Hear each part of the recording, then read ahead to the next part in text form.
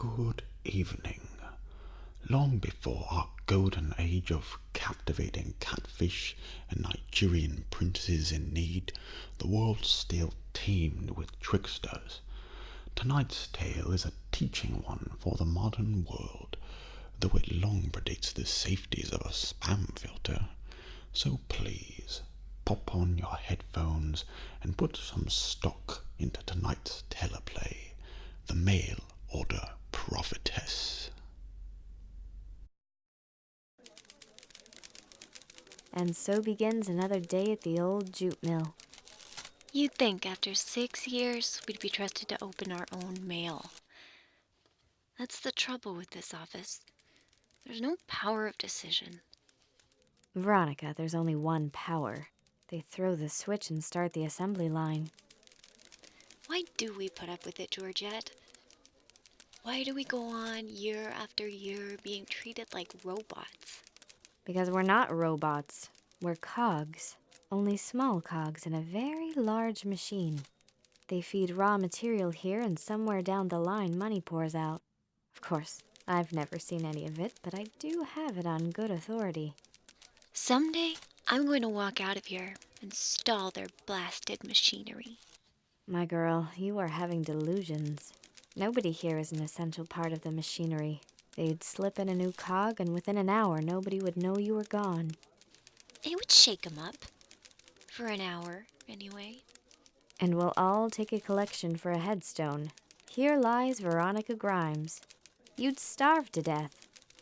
I'd get another job. On another assembly line? The only way to beat the system, my dear friend, is to inherit $1 million. And I believe that the base metals are a sound speculation, provided you can liquidate enough of the Peterson estates. Oh, good morning, sir. There appears to be additional mail for you this morning, Miss Grimes. Since it's marked personal, I assumed it wasn't a business letter. It hasn't been opened. Oh, thank you, sir. I really don't understand why it should have been sent here. So that's how you're going to beat the system, huh? Marry a rich widower? It's not from a man. Do we have a client named Staska? No, of course we don't. This is somebody's idea of a joke. Read it.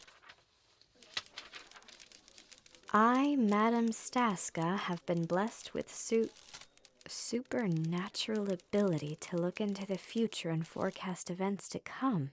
After great consideration and for reasons of my own, I have selected you to be the sole beneficiary of this power. Congratulations, you lucky dog. This is better than $1 million. It's a real nutter butter, all right. Now, don't be so skeptical. Now, this lady's the answer to all your dreams. I can solemnly promise that if you avail yourself of this opportunity, you will become rich beyond your wildest imagination. Now, what more can you ask for? A look at her bank account, for one thing. Now, look, she explains that. I am not permitted to use this power for my own gain. Well, that's the way those things are, Ron. Everybody knows that. I wonder who the practical joker is. This is no joke. Look, she lays it right on the line. His Honor, Mayor Twist, will be defeated in the election next week. She's out of her mind, whoever she is. Hampton has no more chance of being elected than I do. Ron, I'm disappointed in you. Here is an opportunity pounding at your door, and you won't risk a few miserable dollars. You realize you can get at least 3-to-1 odds. Here, let me see that. Of course. This is some political gimmick. Hampton has sent these out by the thousands. Well, here's one vote he won't get.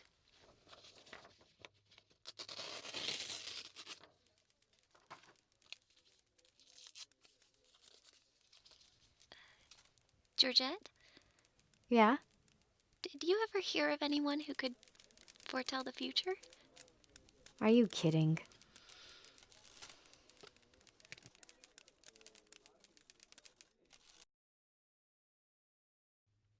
Good evening, Miss Grimes. Nasty weather, haven't we? May I help you? Thanks. Miss Benedict here? At your table, ma'am. Thank you. You're late. I was starved, so I went ahead and ordered chestnut soup. The storm held me up. Oh, I hate these winter rains. Well, it's about the same every year. There's nothing anybody can do about it. Some people go to a better climate. Florida or the Bahamas, maybe. I'd like to go there someday. That's a dream. Forget it. You're trapped just like the rest of us. I'll order a little later. Very good, ma'am. Georgette, I got another letter from Madame Staska. Who? Staska, the lady who says she can foretell the future? Oh, come on now, Veronica. You're not going to start that nonsense again. Well, she was right about the election, wasn't she? Hampton won. It was the biggest political upset in years. You were right. The letters he sent out really turned the tide. No, I was wrong about that, George. It wasn't a political scheme. Staska sent me a prediction about the championship fight Friday night. Well, I can call that one myself. Hamilton by a knockout. Well, I don't know much about fights. I forget you're such a tomboy. Legs and bloodlust. How can the rest of us compete? You're a modern man's dream. Of course I am. Pure vixen. And so humble, to boot. So, Hamilton's the champion? Yes. Well, Madame Staska says this other fellow, Rosberg, will win. What? Well, I guess the woman's entitled to her opinion. She says I can get very good odds. I'm sure you can, but don't do it, Ron. Look, I'll admit I don't know anything about politics, but I do know about the fights. Look, this fellow Rosberg is a fourth-rater. That's why he got the bout. Hamilton can name the round, he'll knock him out. Well, Madame Staska was right about the elections, wasn't she? Well, that was luck, pure and simple. Don't be an idiot, Veronica. Nobody can predict the future. It just isn't possible.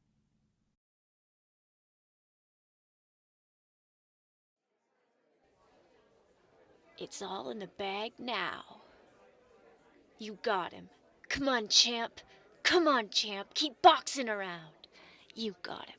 You got him. Just hit him in the glass jaw. Some brawl, huh? But which one is the champ? Black trunks. Oh, then the other fellow in the white trunks is Rosberg. That's the way it works out. Thank you. How does a girl go about making a bet? It's too late for that, lady. Unless you want to take Rosberg. Now's the time, champ. Hit him. You got him. You got him. Let him have it. Let him have it now. Come on, Rosberg. Hey, champ. Get up, champ. What are you doing? That was just a love tap. Champ. A regular sleeping beauty, ain't he? Is it over? Is that the end? What do you think? Lucky for you, you didn't get here in time to lose your money. But I wanted to bet on Rosberg.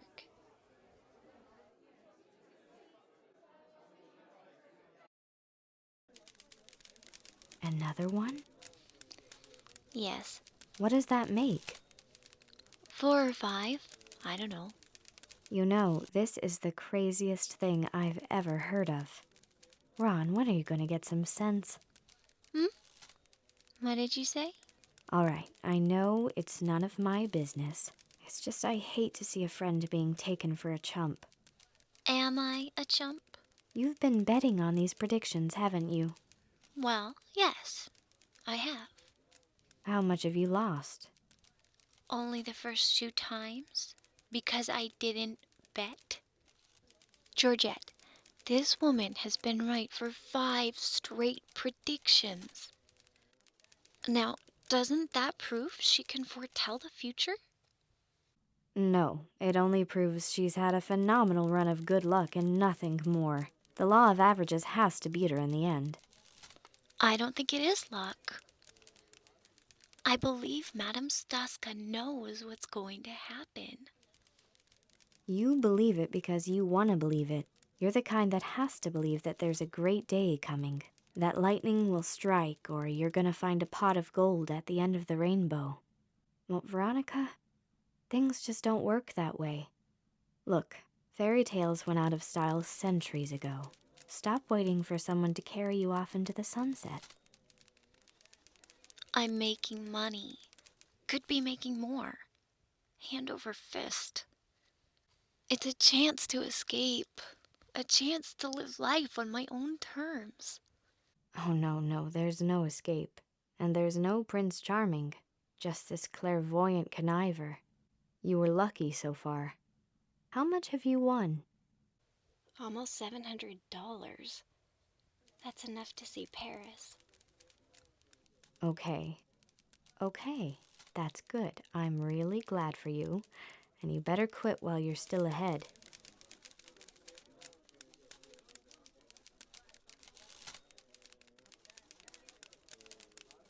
No dessert, just coffee. All right, ma'am. And for you? The same thing. Thank you. Another Madame Staska tip sheet? Georgie, I'd like to ask your advice. No, thank you. I tried that once, remember? I'd appreciate it if you'd read this. Look, I'll tell you how it is. I wouldn't want to say I told you so, but if I read your letter, I'm afraid I wouldn't be able to resist. Isn't that a new coat? I made some money on, an investment. Wool blend? No, it's cashmere. Oh, look who's got the cash for cashmere. I'm sorry, Ron, I couldn't resist that one. Okay, what's the trouble? You remember saying this was a racket? That there had to be something in it for Madame Staska? Oh, now comes the bite, huh? Well, you can't say you weren't warned. How much is she asking? She doesn't specify. I'll read it to you.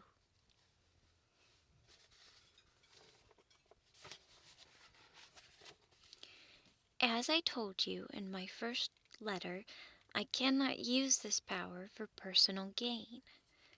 You, however, are not prohibited from sharing your good fortune. My address is Post Office Box 66. Well, I must say I'm disappointed in your mail order profit. I expected a more subtle approach. Well, I hope you're not going to fall for this. Well, it seems only fair. Even prophets have to live. And after all, I have made $1,000. But look, you haven't subscribed to her service. It's legally uncollectible.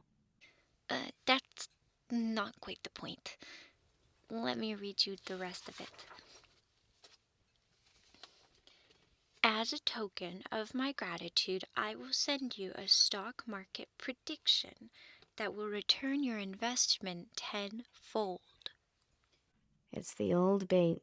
She's got you hot and eager now, sure. Cut her in on the take and you'll be rolling in money. It's an old con game. But suppose it isn't. Suppose she really does have prophetic knowledge. After all, she's been right 6 times. Now, you can't put that away as luck. I know something about the law of averages, too. Yes, and you know something about the stock market or you've wasted the last 6 years grinding away at work. You'll be flat broke. Well, that's the problem. I am broke. I mean, I've spent all the money. Except for $200, which I have to send to Staska. Veronica, I've got $600 in my savings account. And if you're ever really up against it, I'm always good for a touch. But for a harebrained scheme like this, not one dime. I wasn't trying to borrow from you. But if I could just lay my hands on some money, some real money, I could clear enough to retire. Happily. If you're considering what I think you are, you're not going to retire to the Bahamas. You're going to retire to Sing Sing. I don't know what you're talking about. I'm talking about the company funds. Oh, sure, you can borrow a few thousand over the weekend, but when the Tuesday audit comes around, you'd better have a good story because you sure aren't going to have the money. But I've always won before. All right. I admit I don't know how she's always been right so far, but I do know this, that predicting the future is a scientific impossibility. And Ron, if you're gonna be sucker enough to believe it, well, I'll try to smuggle a hacksaw into you. Check, please.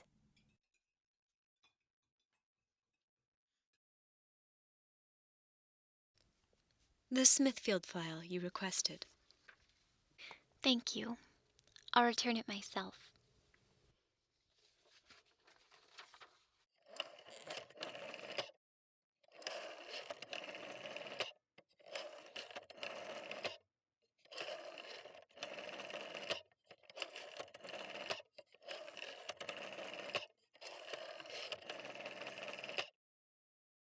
Mr. Fay, please? Hello, this is Veronica J. Grimes. I'd like to get a quotation on Athabasca Mines. Athabasca, yes. 30 cents?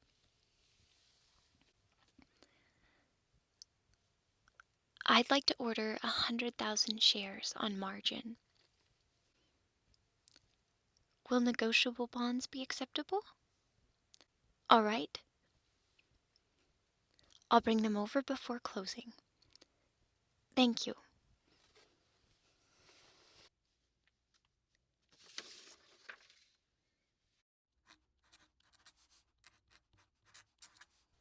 When you receive this letter, you will already know what I have done, and no explanation is really necessary. And yet, because I know everyone will say, poor Veronica Grimes just wasn't the type to end it all, I'm writing this so there will be no mystery. If you read this letter, you'll know I lost.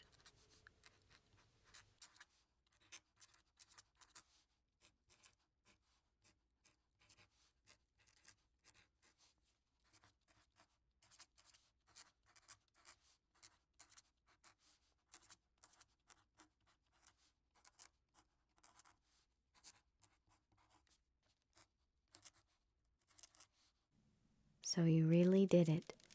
How deep did you go? 100,000 shares on margin. $15,000. 15? You poor stupid slob. You've really sawed yourself off. It could go up, Georgette. Maybe they've made a new strike or declared an extra dividend. That would send it up today. It's happened before. If it drops off 3 cents a share, tomorrow you'll have a shortage you'll never make up, and the stock market closes in a few minutes. I know. I'll wait until the last minute to check.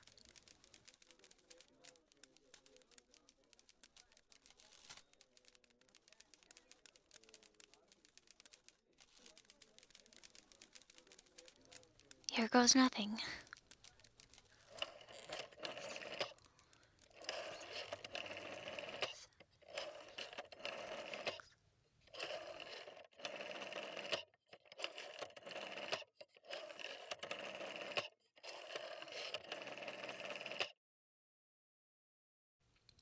Mr. Fay, please? Hello. This is Veronica Grimes. What is the last quotation on Athabasca Mines? Mm-hmm. Yes. All of it. Yes. Thank you. I told my broker to sell. All of it. At $1.40 a share. Do you understand, Georgie? I bought 100,000 shares at 30 cents. And now, they're worth $1.40 a piece. Do you understand what that means? That's $140,000. I don't believe it. I know you don't. You never did believe it. That's what's wrong with you, Georgette. You don't have any faith. Fairy tales went out of style centuries ago. There's no pot of gold at the end of the rainbow. That's what's wrong with you, Georgie. You don't believe in anything. I think I'm babbling. I want to say this clearly. When I put back the $15,000, I'll have $125,000 left. You tell them tomorrow to get a new cog for their machine. I'm not coming back.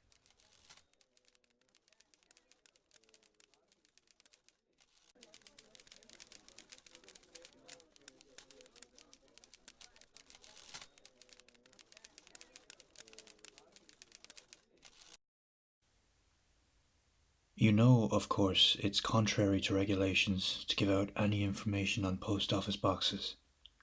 I understand that, you see, but it's vitally important that I contact this woman. Then I'd suggest you write to her, care of her box number. I've done that, but the letters have come back. She doesn't have a box any longer. I'm very sorry, Miss Benedict. There's simply nothing I can do for you. Oh, look, you can check for another address. You don't have to tell me where she is, just forward it. Ah, Madame Staska. Yes, I guess I could tell you where she is. Oh, thank you. We'll need detailed information from you on your losses. I don't understand. I haven't lost anything. Miss Benedict, I appreciate your reluctance to admit that you were fleeced. I'm afraid finance just isn't a woman's realm. But we'll require all the evidence we can get for a conviction. Whether you recover any of your money, that's another question. Look, I don't know what you're talking about. I'm just trying to locate a woman named Staska. She's in jail, Miss Benedict, for using the mail to defraud. Do you mean it was just a racket after all? Now, you really didn't believe she could predict the future. But she did predict, and those predictions were right.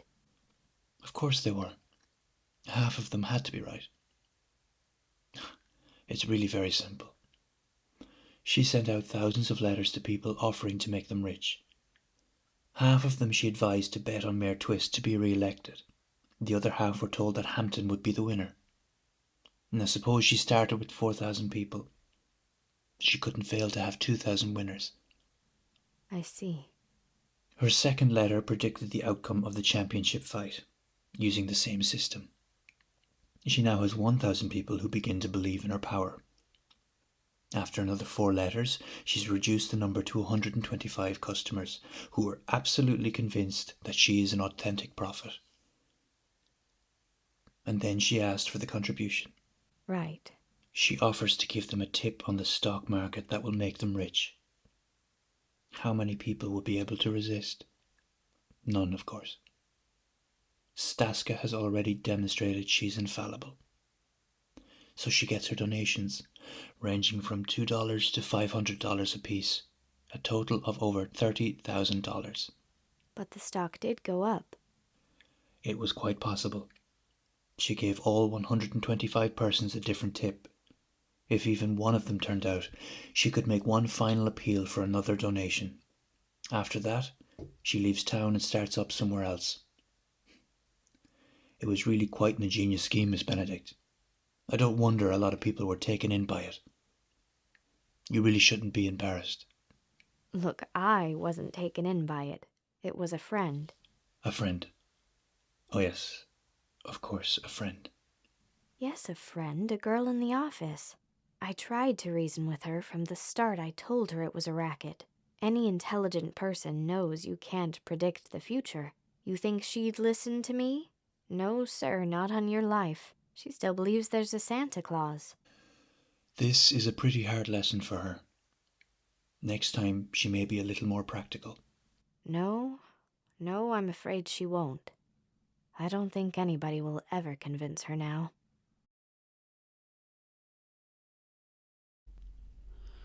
This concludes our entertainment for the evening. Though we have sought to caution against shadowy schemes, I'm afraid we may have rather glorified such endeavours. Perhaps there is one weird old trick to blast belly fat. There may even be many attractive singles in your area waiting to meet you.